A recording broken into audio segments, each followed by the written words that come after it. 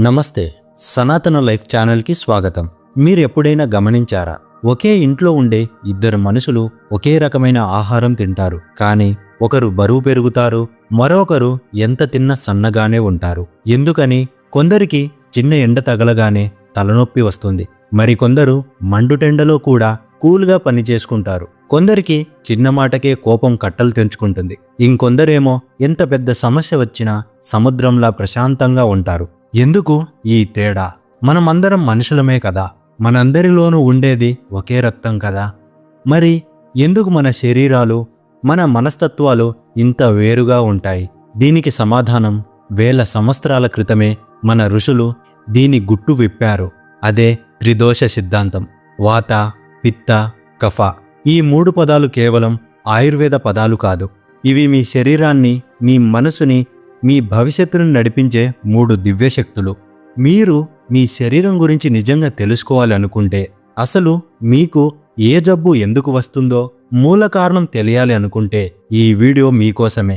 ఈరోజు మనం మన శరీరాన్ని స్కాన్ చేయబోతున్నాం ఆయుర్వేద దృష్టితో.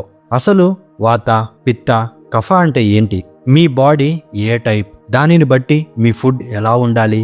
ఈ సీక్రెట్స్ అన్నీ ఈ వీడియోలో మనం డీకోడ్ చేద్దాం. ముందుకు వెళ్లే ముందు, మన సనాతన ధర్మంలోని ఇలాంటి అద్భుతమైన సైన్స్ని తెలుసుకోవడానికి మన సనాతన లైఫ్ ఛానల్ని ఇప్పుడే సబ్స్క్రైబ్ చేసుకోండి. ఈ వీడియో చాలా మందికి ఆరోగ్యాన్ని ఇస్తుంది, కాబట్టి ఇప్పుడే ఒక లైక్ చేసి మన ప్రయాణాన్ని మొదలు పెడదాం.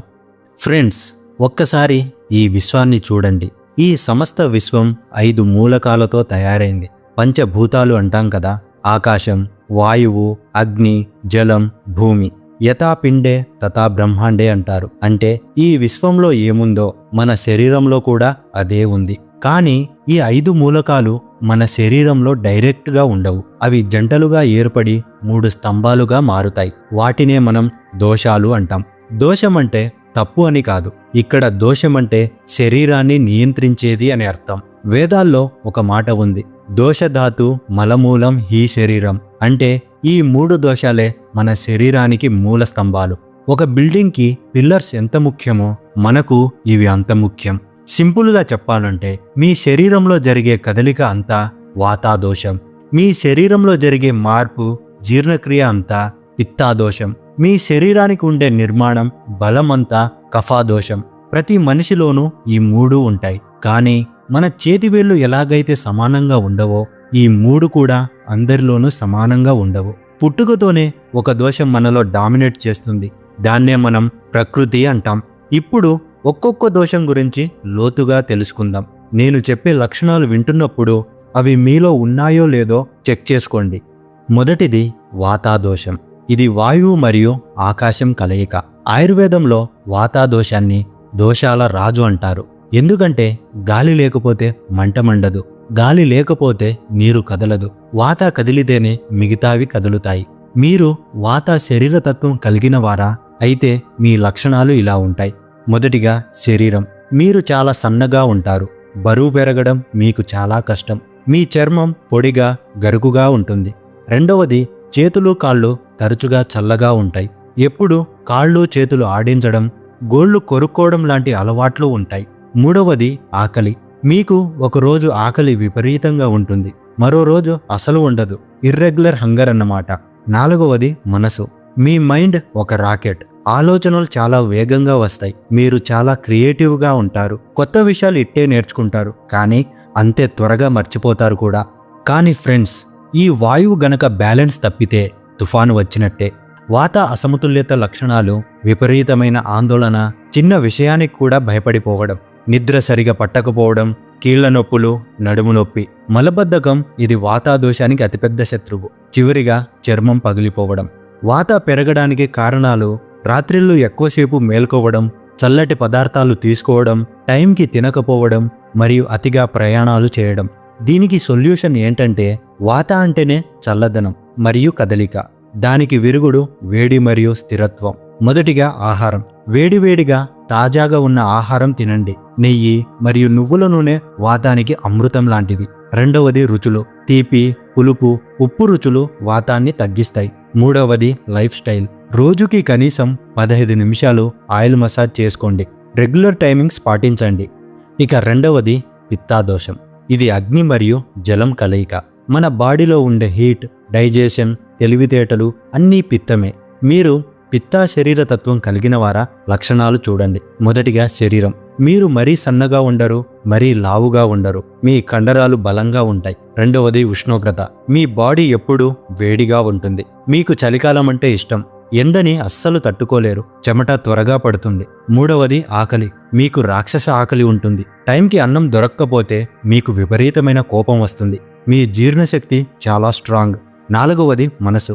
మీరు చాలా షార్ప్గా ఉంటారు. మంచి లీడర్షిప్ క్వాలిటీస్ ఉంటాయి. ఏదైనా నిర్ణయం తీసుకోవాలంటే మీ తర్వాతే ఎవరైనా. పర్ఫెక్షన్ కోరుకుంటారు. కానీ ఈ అగ్ని హద్దు దాటితే ఏమవుతుంది? కార్చిచ్చులా మారుతుంది. పిత్త అసమతుల్యత లక్షణాలు: విపరీతమైన కోపం, ఎసిడిటీ, గ్యాస్ట్రిక్ మంట, అల్సర్లు, చర్మం ఎర్రబారడం, మొటిమలు, ర్యాషెస్ వస్తాయి. జుట్టు రాలడం లేదా చిన్న వయసులోనే జుట్టు తెల్లబడటం జరుగుతుంది. పిత్త పెరగడానికి కారణాలు: కారం, మసాలాలు ఎక్కువగా తినడం, ఎండలో ఎక్కువగా తిరగడం, టీ కాఫీలు అతిగా తాగడం, కోపంగా ఉండటం. దీనికి సొల్యూషన్ ఏంటంటే పిత్త అంటేనే వేడి, దానికి విరుగుడు చల్లదనం. మొదటిగా ఆహారం. కారం, పులుపు తగ్గించాలి. తీపి, వగరు, చేదు రుచులు పిత్తాన్ని తగ్గిస్తాయి. రెండవది సూపర్ ఫుడ్స్. కొబ్బరి నీళ్లు, దోసకాయ, నెయ్యి, పాలు తీసుకోవాలి. మూడవది లైఫ్ స్టైల్. ఎండలో వెళ్ళకండి. చల్లటి నీటితో స్నానం చేయండి. వెన్నెలలో కూర్చోవడం పిత్తాదోషానికి అద్భుతమైన చికిత్స. కాంపిటీషన్ తగ్గించి కొంచెం రిలాక్స్ అవ్వడం నేర్చుకోండి. ఇక చివరిది కానీ చాలా ముఖ్యమైనది కఫాదోషం. ఇది భూమి మరియు నీరు కలయిక. శరీరానికి బలాన్ని, ఓర్పుని, ప్రేమను ఇచ్చేది కఫాదోషమే. ఇది సిమెంట్ లాంటిది, శరీరాన్ని కలిపి ఉంచుతుంది. మీరు కఫా శరీరతత్వం కలిగిన వారా? లక్షణాలు ఇవి. మొదటిగా శరీరం. మీరు సహజంగానే బలమైన ఎముకలు కలిగి ఉంటారు. కొంచెం బొద్దుగా లేదా లావుగా ఉండే అవకాశం ఎక్కువ. బరువు తగ్గడం మీకు చాలా పెద్ద సవాలు. రెండవది చర్మం. మీ చర్మం చాలా మృదువుగా, ఆయిలీగా మెరుస్తూ ఉంటుంది. మీ జుట్టు ఒత్తుగా ఉంటుంది. మూడవది నిద్ర. మీకు నిద్ర అంటే మహా ఇష్టం. ఎంత పడుకున్నా ఇంకా పడుకోవాలనిపిస్తుంది. మీరు చాలా నెమ్మదిగా పనులు చేస్తారు, కానీ ఖచ్చితంగా చేస్తారు. నాలుగవది మనసు. మీరు చాలా శాంతమూర్తులు. త్వరగా కోపం రాదు. ఇతరులను ప్రేమించడం, క్షమించడం మీ సహజ గుణం. మీది చాలా మంచి జ్ఞాపక శక్తి. కానీ కఫం పెరిగితే దాని లక్షణాలు బద్ధకం, మంచం దిగబుద్ధి కాదు, బరువు విపరీతంగా పెరగడం, జలుబు, దగ్గు, ఆస్తమా, సైనస్ సమస్యలు వస్తాయి. డిప్రెషన్ లేదా ఏ పని చేయబుద్ధి కాకపోవడం. కఫ పెరగడానికి కారణాలు: పగలు నిద్రపోవడం, స్వీట్లు, పాల పదార్థాలు ఎక్కువగా తినడం, వ్యాయామం అస్సలు చేయకపోవడం.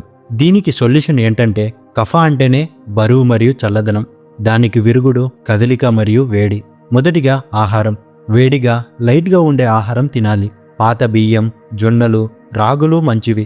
రెండవది రుచులు.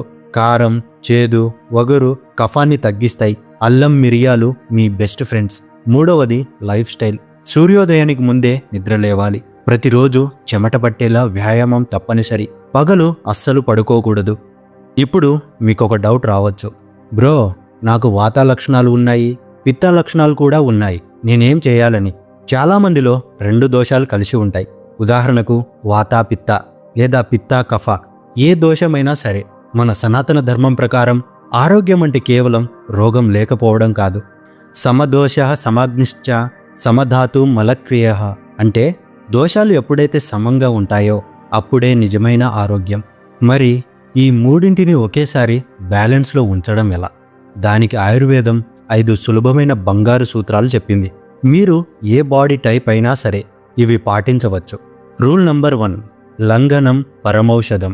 వారానికి ఒక్క పూట లేదా 15 రోజులకొకసారి పొట్టకు రెస్ట్ ఇవ్వండి.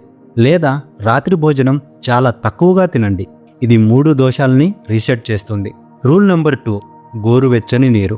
ఫ్రిడ్జ్ వాటర్ని పక్కన పెట్టండి. రోజు మొత్తం గోరువెచ్చని నీటిని తాగడం అలవాటు చేసుకోండి.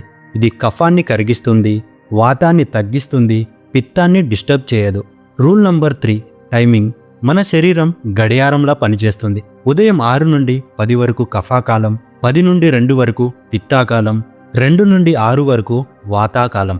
ప్రకృతి టైమింగ్స్ని మనం ఫాలో అయితే దోషాలు ఆటోమేటిక్గా సెట్ అవుతాయి. రూల్ నంబర్ 4: విరుద్ధ ఆహారాలకు దూరం. పాలతో చేపలు, పెరుగుతో నాన్ వెజ్, పండ్లతో పాలు, ఇలాంటి కాంబినేషన్స్ విషంతో సమానం. ఇవి 3 దోషాల్ని ఒకేసారి చెడగొడతాయి. వీటిని మానేయండి. రూల్ నంబర్ 5, ప్రాణాయామం. శ్వాస అనేది 3 దోషాలను కంట్రోల్ చేసే రిమోట్ కంట్రోల్. రోజుకు 10 నిమిషాలు నాడి శోధన ప్రాణాయామం చేస్తే చాలు. ఇది మ్యాజిక్లా పనిచేస్తుంది. చూశారు కదా ఫ్రెండ్స్, వాత, పిత్త, కఫ ఇవి కేవలం బయాలజీ పదాలు కాదు. ఇవి మనల్ని నడిపించే శక్తులు. మీ శరీరం మీకు శత్రువు కాదు. అది ఎప్పుడూ మీకు సిగ్నల్స్ ఇస్తూనే ఉంటుంది. నొప్పి రూపంలోనో, అలసట రూపంలోనో, కోపం రూపంలోనో అది మీతో మాట్లాడుతుంది. ఆ భాషని అర్థం చేసుకోండి. మీ ప్రకృతికి తగ్గట్టు జీవించండి. అప్పుడు ఆస్పత్రుల చుట్టూ తిరిగే అవసరమే రాదు. మన ఋషులు ఇచ్చిన ఈ అద్భుతమైన జ్ఞానాన్ని పాటిద్దాం, ఆరోగ్యంగా జీవిద్దాం. ఈ టాపిక్ చాలా పెద్దది. ఇంకా లోతుగా, అంటే ఏ దోషం వాళ్ళు ఏ కూరగాయలు తినాలి, ఏ సీజన్లో ఎలా ఉండాలి అనేది తెలుసుకోవడం చాలా ముఖ్యం. ముఖ్యంగా ఇప్పుడు చలికాలం నడుస్తుంది. చలికాలంలో వాత మరియు కఫా దోషాలు విపరీతంగా పెరుగుతాయి. వింటర్ సీజన్లో మనం తినాల్సిన స్పెషల్ ఫుడ్స్ ఏంటి, ఉదయం లేచిన దగ్గర నుండి రాత్రి పడుకునే వరకు వింటర్ డైట్ చార్ట్ ఎలా ఉండాలి, దీని మీద ఒక స్పెషల్ డెడికేటెడ్ వీడియో కావాలనుకునేవారు కింద కామెంట్ సెక్షన్లో ఎస్ అని కామెంట్ చేయండి. ఎక్కువ కామెంట్స్ వస్తే వచ్చే వారం ఆ వీడియోతో మీ ముందుకు వస్తాను. ఈ వీడియోలోని కంటెంట్ మీకు నచ్చితే, ఎవరికైనా ఉపయోగపడుతుంది అనిపిస్తే తప్పకుండా షేర్ చేయండి. అలాగే పైన చెప్పిన త్రిదోషాలలో మీ బాడీ టైప్ ఎలాంటిదో కామెంట్ చేయడం మర్చిపోవద్దు. ధర్మం కోసం, ఆరోగ్యం కోసం మన సనాతన లైఫ్ ఛానల్ని సబ్స్క్రైబ్ చేసుకోండి. మరో అద్భుతమైన వీడియోతో మళ్ళీ కలుద్దాం. అంతవరకు సెలవు. సర్వే జన సుఖినో భవంతు. ధన్యవాదాలు.